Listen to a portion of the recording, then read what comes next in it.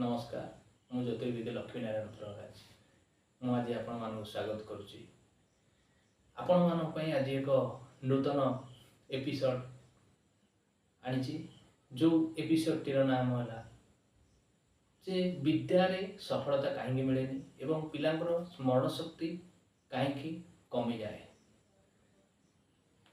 स्मरण शक्ति कमिवार प्रमुख कारण गुड़ा कौन ना मुख्यतः आम आरंभ मुझे चाहिए जे पितामाता पिला बहुत चिंता करि बहुत आशा रखी था। पितामाता चिंता करि आम पुओ कि आम झील पाठ पढ़ी आग को जाऊ एवं भल कर्म करू एवं भल विद्या हासिल करू भल कर्म करू सब पितामाता यही सब एक्सपेक्टेशन रखी था।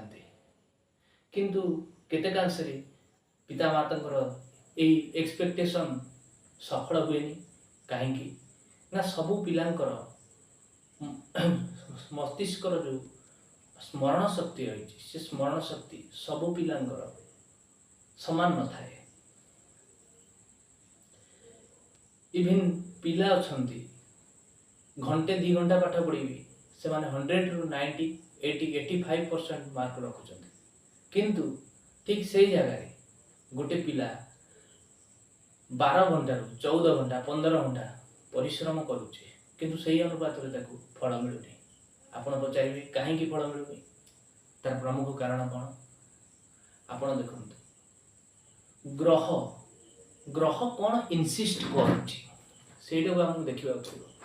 आम गोटे पिलार जातक जदि आम 7 वर्ष ना गोटे पिलार जातक देखा ही पारनी जदि 7 वर्ष गोटे पिलार जातक आम देखा ताहले आम जापर जे पिलाटी भविष्य विद्या विद्या भल पढ़ो कि नहीं भल कर्म कर भल कर्म करें ताहा ज्योतिष कुंडली आम जापर। तेणु आज प्रमुख विषय है कौन ना क्यों ग्रह कारण पिलाटी अधिक परिश्रम करी सेतिकी फल मिलूनी एवं ठीक परीक्षा दौच पिलाटी परीक्षा देवा परे ठीक जिते रिजल्ट बाहर पिलाटीर मार्क 50% 60% एमती रोचे किंतु पिलाटी बेसी चिंताग्रस्त हो जे मु तो अधिक पढ़ुली अधिकांश समय मु विद्यारे मन लगाऊली किंतु आज कहीं मते मार्क कम मिला कारण यार मुख्य कारण हूँ स्मरण शक्ति यार मुख्य कारण हूँ स्मरण शक्ति बा स्मृति शक्ति। तेणुक आमर जातक लग्न ठारू 12 पर्यंत 12 गोटी राशि अच्छे 12 गोटी राशि से 12 गोटी राशि भितर आमर कालपुरुषर पंचम भाव एवं चतुर्थ भाव हूँ विद्यार भाव। अर्थात आम ये करवा मेष लग्न जमी आम मेष लग्न वृष लग्न मिथुन लग्न कर्कट लग्न सिंह लग्न सेमती 12टी राशि लग्न हो पार। आम जन्म समय पिलार जो जन्म समय आम पिलार लग्न बाहर करता एवं मेष ठार मीन पर्यंत 12टी राशि जमी 12टी लग्न।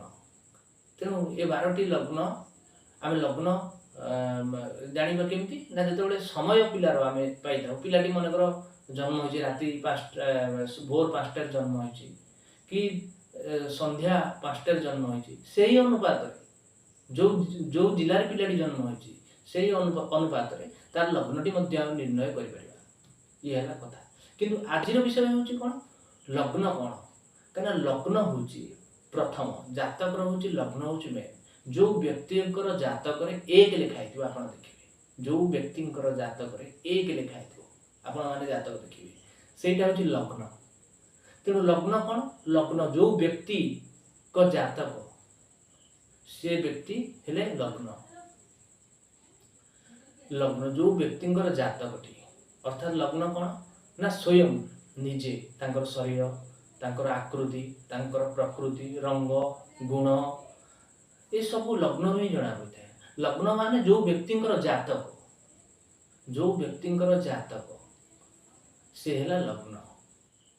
लग्न जो एक लिखाई दिव जातक रे, जो व्यक्ति निजे लग्न माने जो व्यक्ति निजे मन कर मोर गोटे जातक अच्छे, जातक लग्न है मेन। लग्न माने मु निजे, तेणुक आमर लग्न हूँ मेन। आम आगे सब लग्न को लक्ष्य करवा।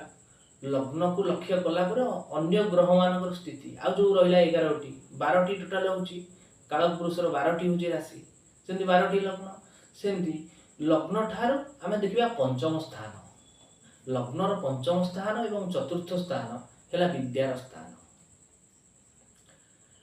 चतुर्थ भाव में केउ ग्रह बसी, चतुर्थ भाव को केउ ग्रह देखुची, चतुर्थाधिपति को ग्रह सहित जुक्ति है, पाप ग्रह सहित जुक्ति है कि मित्र ग्रह सहित जुक्ति है बा नीचस्थ अच्छी बा उच्चस्थ अच्छी, से भली पंचम पंचम हूँ विद्या।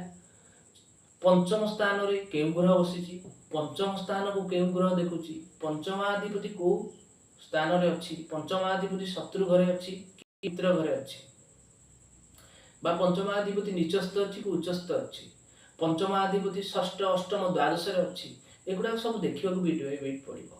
तेणु मुख्य चतुर्थ विद्या। आप मत पचारे चतुर्थ विद्या पंचम विद्या। चतुर्थ हूँ प्रथम रु दशम पर्यंत जो विद्या सी है से आम चतुर्थ स्थान विचार कर जातक जो 4 लिखाई चतुर्थ स्थान आम विचार कर।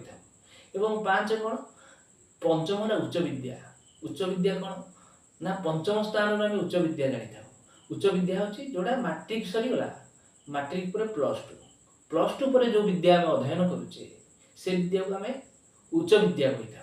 तेणु उच्च विद्या पंचम भाव रू जानी था, पंचम भाव उच्च विद्या जना पड़ी था, उच्च विद्या कथा।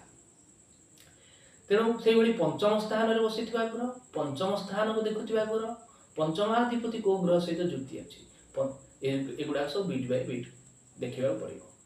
तेणुक आमर प्रमुख विषय है पिलार विद्या कहीं मन पड़ुनी, स्मरण शक्ति हानि हो कहीं, अधिक परिश्रम कर फल मिलूना कौन पाई। तेणुक पंचम स्थान में जदि राहु थाए एवं पंचम स्थान जदि केतु थाए, चतुर्थ भाव सेमती जोड़ा कही प्रथम रु दशम पर्यंत जो विद्या सी है चतुर्थ रु आम विचार करवा।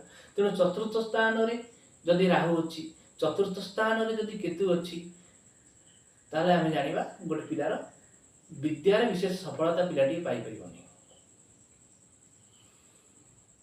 ता जीवन रे से अधिक परिश्रम कले मध्य ता स्मृति शक्ति हानि हम, स्मरण रही विद्या एसबू हम।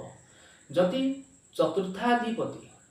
चतुर्थाधिपति एवं पंचमाधिपति जदि राहु जुक्त हो गले, राहु दुष्ट हो गले, किए चतुर्थाधिपति एवं पंचमाधिपति अर्थात साधना विद्यार अधिपति, प्रथम रु दशम पर्यंत जो विद्या से विद्यार अधिपति एवं उच्च विद्यार अधिपति +2 पर जो विद्या से विद्यार अधिपति जदि राहु सह जुक्ति हो गले, केतु सह जुक्ति हो गले एवं राहु चतुर्थाधिपति पंचमाधिपति राहु सहित एवं केतु सहित जुक्त हो मंगल को दृष्टि रही जाए एवं शनि दृष्टि रही जाए एवं चतुर्थाधिपति पंचमाधिपति जातक जदि नीच हो जाती, नीच सबू ग्रह मानक उच्च राशि अच्छी आगुरी भी कही नीच राशि अच्छी मुझे आलोचना करी। जदि चतुर्थाधिपति और पंचमाधिपति जातक नीच हो गले, जातक अस्त हो गले, जातक षष्ठ अष्टम द्वादश रहीगले एवं शत्रु घरे रहीगले, शत्रु युक्त हो गले, ताहले आमे जानिबा बा पापकर्तरी योगरे, पापकर्तरी माने कईची अर्थात मनकर पंचमाधिपति चतुर्थाधिपति जोठी थिबे तार पूर्व जदि पापग्रह थिबे एवं तार परे जदि पापग्रह थिबे अर्थात पंचमाधिपति मनकर पंचम स्थान रे अछंती बा चतुर्थाधिपति जदि चतुर्थ स्थान रे अछंती ताको पूर्व रे राहु मंगल शनि पापग्रह ग्रह अछंती एवं चतुर्थाधिपति पंचमाधिपति पूर्व राशि पापग्रह अछंती राहु मंगल एवं पंचमाधिपति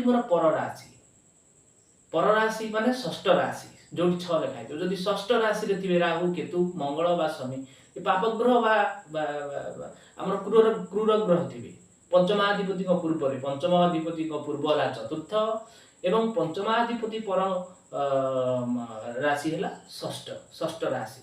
जदि षष्ठ राशि एवं चतुर्थ राशि रे बसी थांती किए पापग्रह बा क्रूर ग्रह एवं पंचम स्थान रे पंचम स्थान रे भी मध्य गोटे पापग्रह रही जाए ताहले सेठी कोन हुए पंचमाधिपति को पाप कर्तरी दोष लगी थाए। तेणु पंचमाधिपति पाप कर्तरी दोष रे भी मध्य नथिबे, पंचमाधिपति निचस्थ नथिबे। यदि पंचमाधिपति निचस्थ हो जाती, पंचमाधिपति जदि शत्रु गृहस्थ हो जाती, पंचमाधिपति जदि पाप कर्तरी योग जोटा मुझे कहली पूर्व, पंचमाधिपति जदि पाप कर्तरी योग पीड़ित होती बा पंचमाधिपति जदि राहु केतु शनि एभली ग्रहों सहित युक्त हो जाती ताहले कौन होता है ना विद्यारे सफलता मिले नहीं। से भली चतुर्थ स्थान रे चतुर्थाधिपति जदि राहु सहित युक्त होता है, केतु सहित युक्त होता है एवं शनि दृष्टि रे थाए, चतुर्थाधिपति पंचमाधिपति राहु सहित युक्त बा केतु सहित युक्त एवं शनि दृष्टि रे बा मंगल को दृष्टि रे रही जाती किए चतुर्थाधिपति बा पंचमाधिपति रही जाती ताले कौन हुए ना स्मृति शक्ति हानि हुए, विद्यारे सफलता मिलेनी एवं पिला अधिक परिश्रम करे पाठ पढ़े किंतु से परिश्रम अनुसार ताकू फल मिले ना, रेजल्ट मिले ना। तेणु पिलाटी बेले बेले कौन हुए ना भ्रमित हो जाए, चिंताग्रस्त हो जाए, यही समस्या देखा जाए। एवं आउ गोटे भी अच्छी जदि चतुर्थाधिपति एवं बृहस्पति जातक रे एकत्र थांती एवं चतुर्थाधिपति बृहस्पति युक्त ही पंचम स्थान रे लग्न स्थान रे एकादश स्थान रे भाग्य स्थान रे कर्म स्थान रे बसी थांती ताले विद्या रे भल सफलता मिलता है।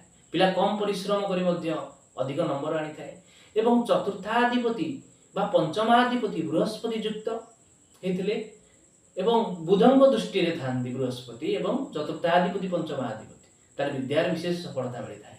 बा एवं पंचमाधिपति जदि बृहस्पति दृष्टि रे रही जाती बा चतुर्थाधिपति जदि बृहस्पति दृष्टि रही जाती बा चतुर्थाधिपति पंचमाधिपति बुध हेले कौन ना विद्याकारक ग्रह एवं बृहस्पति मध्य विद्याकारक ग्रह प्रज्ञाकारक ग्रह धनकारक ग्रह। तेणु बुध बृहस्पति हेले शुभ ग्रह, बुध बृहस्पति एवं चंद्र और शुक्र एमाने हेले शुभ ग्रह, नैसर्गिक शुभ ग्रह।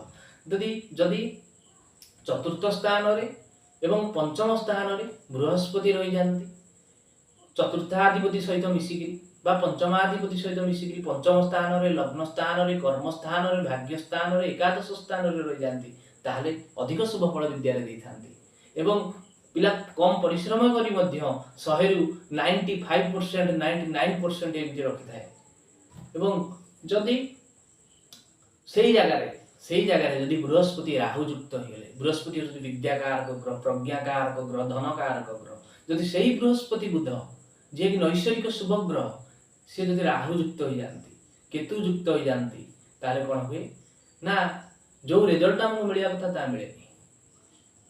कहीं बृहस्पति जदि अशुभ हो जाती, राहु हेले गोटे पाप ग्रह केतु हेले गोटे पाप ग्रह एवं बृहस्पति हेले विद्याकारक ग्रह, सी जदि कौन हो राहु एवं केतु सहित युक्त हो जाती ताले गुरुचंडाल दोष सृष्टि हुए एवं पिलाटा से सफलता बृहस्पति दियंतिनी। एवं आ गोटे जिन कौन हुए जदि मंगल बुधन को देखुए, मंगल बुधन को देखुए, मंगलकर हूँ चतुर्थ दृष्टि सप्तम दृष्टि अष्टम दृष्टि, मंगल जोटी थी से जगार जदि बुध मंगल ठारू जदि बुध चतुर्थ थे सप्तम थे एवं अष्टम थे ताने आम जाने जे मंगल बुध को दृष्टि दौरान।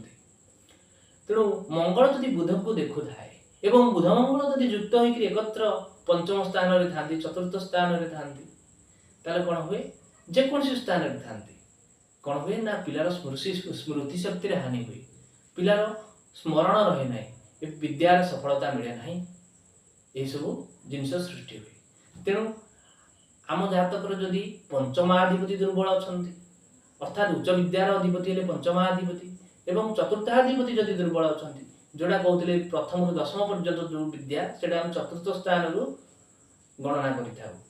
तेणु चतुर्थ स्थान एवं पंचम स्थान, चतुर्थाधिपति एवं पंचमाधिपति तांको हमको देखिबा पड़े से माने को भली स्थिति रे अछंती। प्रथम कथा होची को भली स्थिति रे अछंती, उच्चस्थ अछंती कि नीचस्थ अछंती, ए सब जिंस देखिबा पड़िबा। एवं शत्रु गृह रे अछंती कि मित्र गृह रे अछंती, बा पापकर्तरी जगरे पीड़ित अछंती, बा केंद्राधिपति दोष रे पीड़ित अछंती, बा राहु युक्त होइछंती, केतु युक्त होइछंती, ए सब जिंस गुडा पूरा बीट बाय हमको बीट देखिबा पड़िबो जातक रे। तेणु हम प्रतिकार कौन करवा? प्रतिकार हूँ पंचमाधिपति जी होता आम जातक मनकर जनकर मेष लग्न, रवि हेले पंचमाधिपति उच्च विद्यार अधिपति एवं चंद्रमा हेले चतुर्थाधिपति जातक मेष लग्न पाई। तेणु चतुर्थाधिपति चंद्रमा जदि दुर्बल था चंद्रमा एक क्षीरकोड़ी गछ आप पूजा करें। प्रति सोमवार दिन महादेव पाखे नवात कर्पूर कदली छेना शिवलिंग रे घर्षण करेंगे एवं से पादुक को पिला को खाइबा को देवे एवं महादेव पाखरे जो पार्श्व देवता अछंती से समस्त को दर्शन करेंगे एवं माँ पार्वती को दर्शन करेंगे ये सब करेंगे। एवं आपण गोटे काम करेंगे, चंद्र यदि दुर्बल अछंती, चंद्र दुर्बल अछंती आपण कौन करेंगे? गोटे अच्छी नेचुरल पॉल जोड़ा कौन नेचुरल पॉल से चंद्र से पॉल टाक आप यूज करेंगे। निश्चित भाव में चंद्र यदि दुर्बल थे शुभ फल लाभ करेंगे। से पंचमाधिपति आम मेष लग्न करते, मेष लग्न आम चंद्र कथा ये आलोचना करते चंद्र प्रतिकार केमती करवा। तेणु मेष लग्न भाई चतुर्थाधिपति चंद्रमा, पंचमाधिपति रवि। तेणु रवि जदि पंचमाधिपति जातक दुर्बल अच्छा कौन करवा? ताले रवि एक रुबी बा माणिक्य ना अच्छे रुबी माणिक्य माणिक्य आम व्यवहार करवा। आम फिंगर आम राइट हैंड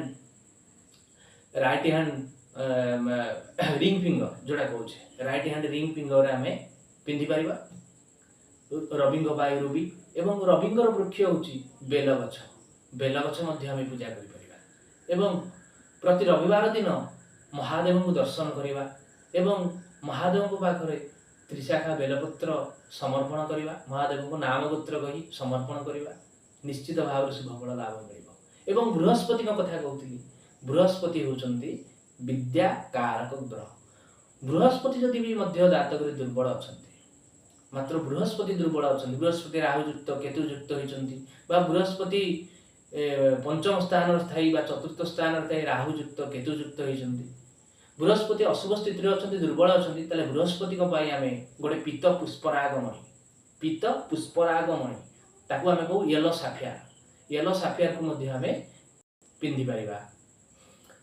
तेणु बृहस्पति वृक्ष अच्छी ब्रह्मदृष्टि वृक्ष पूजा कर। गुरुवार दिन कुकुर मान किसी रुटी एवं अलग द्रव्य किसी कुकुर मान खाइबा दे पार।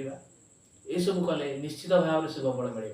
बुध जदि दुर्बल अच्छा, जातक बुध भी विद्या कारक ग्रह, स्मरण शक्ति कारक ग्रह होती बुध, स्मरण शक्ति कारक ग्रह। बुध जदि जातक दुर्बल अच्छा, बुद्धंक पाई एक रत्न मरकतमणि पान्ना, पान्ना धारण कर। राइट हैंड लिटिल फिंगर आम पान्ना धारण कर।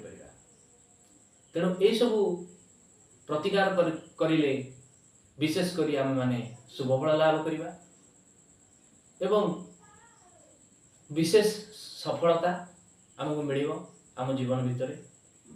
तेणु आज मु विदाय नौची, आउ एक एपिसोड में आपण मानक एक नुआ एपिसोड नहीं आसबि। रहुची। जय जगन्नाथ, नमस्कार।